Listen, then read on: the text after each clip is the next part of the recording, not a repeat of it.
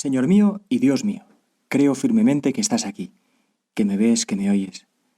Te adoro con profunda reverencia, te pido perdón de mis pecados y gracia para hacer con fruto este rato de oración.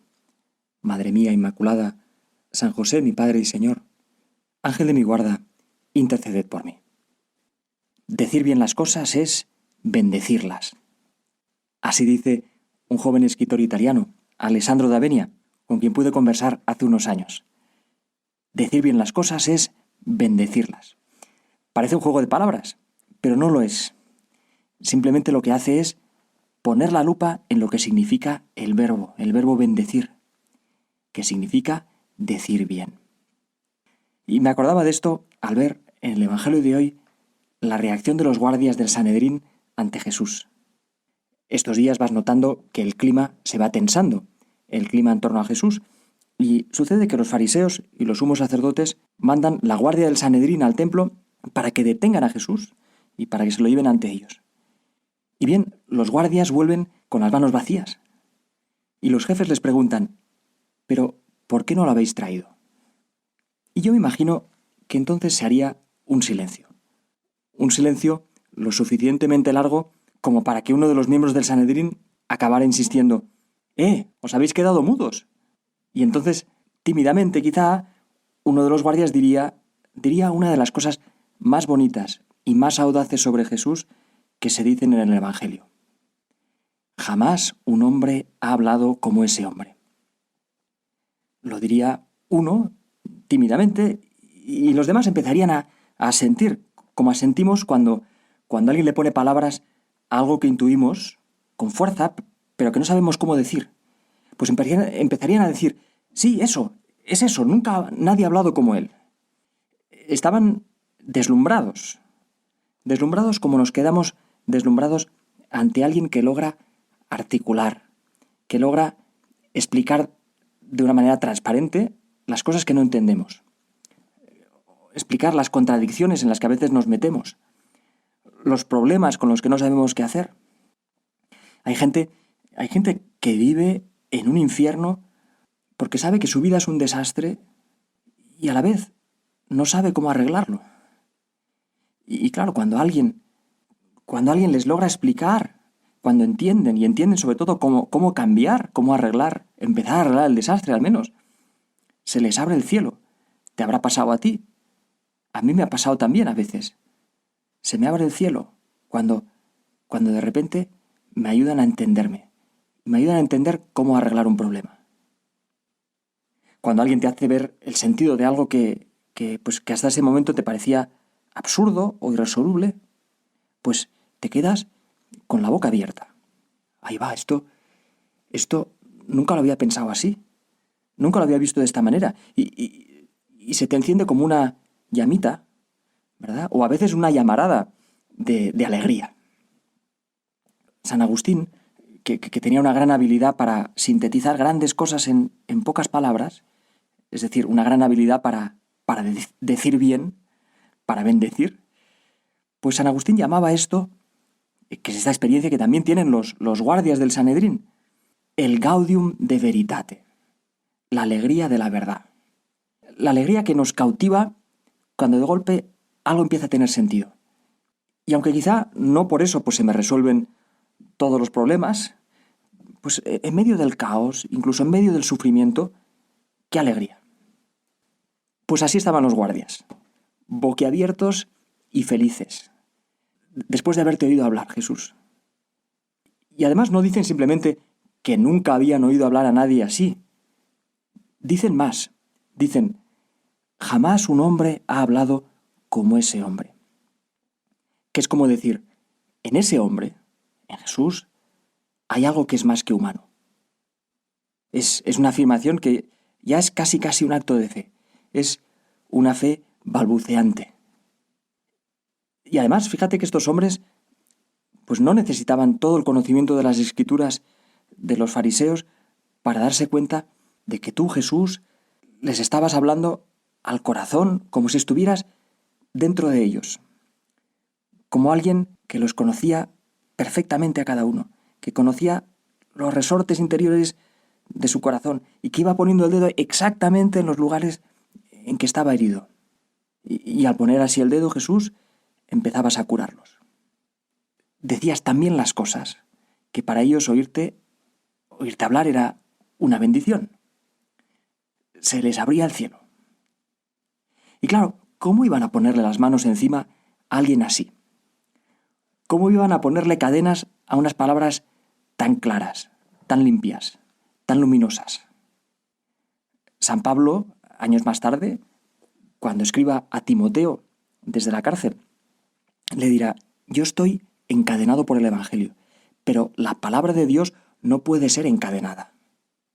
Y es verdad, Señor, tu palabra lo atraviesa todo, con tal de que encuentre, y siempre los encuentra, corazones con alguna rendija por la que pueda colarse, por la que pueda entrar.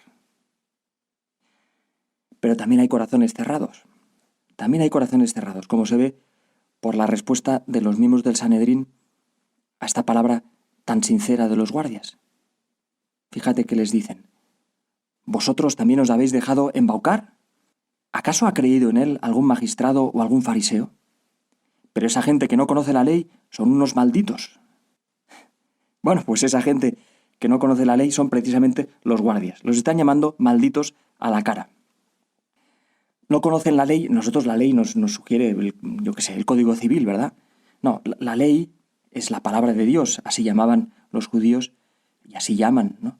La palabra de Dios, la Escritura, la Torá. Y fíjate en la ironía fina que San Juan cuela entre las líneas. No es que se la invente él, es que la ironía está en la situación misma. Fíjate, los guardias no habían hecho estudios de teología, como los fariseos y los sumos sacerdotes. En teoría no conocían la palabra de Dios. Y sin embargo, al ponerse por primera vez delante de Jesús, al acercarse a él por primera vez, empezaron ya a intuir, quizá de una manera un poco borrosa todavía, empezaron a intuir la palabra de Dios. Empezaron a darse cuenta de que tenían a Dios delante, hablándoles al corazón. En teoría no conocían la palabra de Dios, porque para ellos la palabra de Dios no era una teoría. Y en cambio, los que sí habían hecho estudios de teología y ya se habían acercado varias veces a escuchar a Jesús, aunque lo de escuchar habría que ponerlo quizá entre muchas comillas, o decir directamente otros verbos que comparten alguna sílaba con escuchar, como espiar, sospechar, curiosear. Bueno, pues estos que sí tenían estudios eran incapaces de entenderle. Y como para justificarse, tienen que llamar malditos a quienes les llevan la contraria. Llaman malditos a los únicos que están bendiciendo, a los únicos que están diciendo bien quién es Jesús. Porque Jesús, cuando alguien te escucha de verdad, aunque no tenga muchos estudios, aunque no tenga mucha labia, empieza a bendecir, empieza a decir bien las cosas, como tú. Bueno, no pienses que estoy echando piedras al tejado de los teólogos, porque sería echarlas a mi propio tejado, pero pasa, como pasaba en la época de Jesús, pasa también hoy, ¿no? Que quienes creen saber a veces no saben tanto. Y quienes parece que no saben nada, a lo mejor acaban sabiendo más que los otros. Yo pensaba que si alguno de estos que maldecían a los guardias hubiese bajado de su trono de semidios a intentar hablarles de Dios a la gente sencilla, si alguno de estos hubiese bajado de su trono de semidios a intentar escuchar con humildad a Jesús, habría sido capaz de pensar que quizá estos hombres incultos estaban viendo algo que ellos no veían. Afortunadamente hay uno de ellos, de los miembros del Sanedrín, fariseo, que sí se da cuenta. Es Nicodemo, el mismo que oíamos conversar con Jesús el domingo pasado. La larga conversación de Jesús con Nicodemo por la noche. Nicodemo fue a verle de noche para tener el tiempo para hablar con él. Y Nicodemo dice ahora: un momento. ¿Acaso nuestra ley juzga a un hombre sin haberle antes oído y sin saber lo que hace? Y fíjate qué derroche de inteligencia en lo que le responden. ¿También tú eres de Galilea? Indaga y verás que de Galilea no sale ningún profeta. En fin, es difícil encontrar en el Evangelio un ejemplo más claro de lenguaje políticamente correcto. En el fondo le están diciendo, pero ¿a ti cómo se te ocurre pensar distinto? Esto es así, lo dice todo el mundo. Y dicho esto, se volvieron tan panchos, lo de tan panchos no lo dice San Juan, pero en fin, se volvieron tan panchos cada uno a su casa. Dios había intentado hablarles una vez más, esta vez a través de los guardias, a través de Nicodemo, pero ellos se volvieron cada uno a su casa, tan sin Dios como habían salido esa mañana. Pues Jesús, yo querría leerte y escucharte como estos guardias, cuando lea el Evangelio, cuando lo escuche en misa, y quedarme con la boca abierta mientras me dices quién soy, mientras me bendices, mientras me curas. Y así convertirme también yo mismo en bendición para los demás. Te doy gracias, Dios mío, por los buenos propósitos, afectos e inspiraciones que me has comunicado en esta meditación. Te pido ayuda para ponerlos por obra.